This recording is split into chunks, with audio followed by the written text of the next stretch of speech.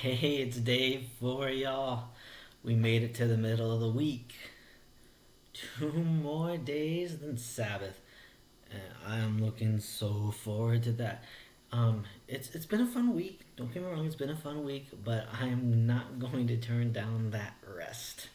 So, today's proverb comes from Proverbs 2, 3 through 5. It says, yes, if you cry out for discernment and lift up your voice for understanding, if you seek her as silver and search for her as for hidden treasures, then you will understand the fear of the Lord and find the knowledge of God. In yesterday's video, we talked about the fear of the Lord and what that looks like. I encourage you to go check it out.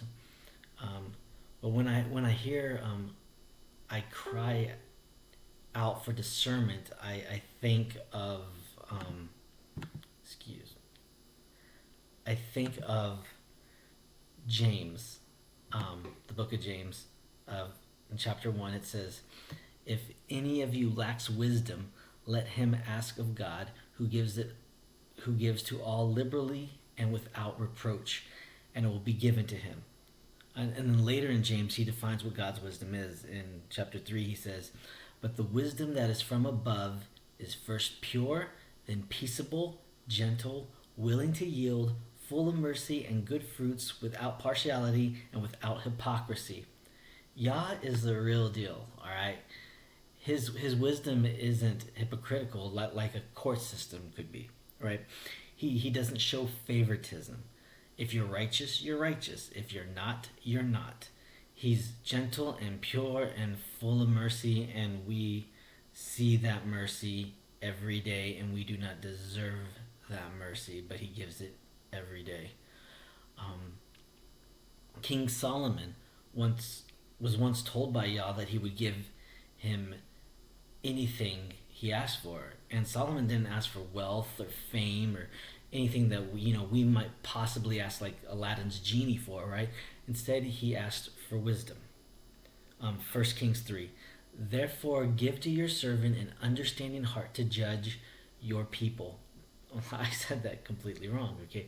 "Therefore give to your servant an understanding heart to judge your people, that I may discern between good and evil. For who is able to judge this great people of yours?" Right? He wanted to rule Israel Yah's way, and it was granted to him. He asked for his will to be in sync, in line with the Father's will, and it was granted to him. Kind of makes you think deeper about when Yeshua said, "Ask and it will be given to you, seek and you will find, knock and it will be open to you. For everyone who asks receives, and he who seeks finds, and him who knocks it will be opened." It makes you kind of rethink that a little bit. Think deeper. You're asking for wisdom.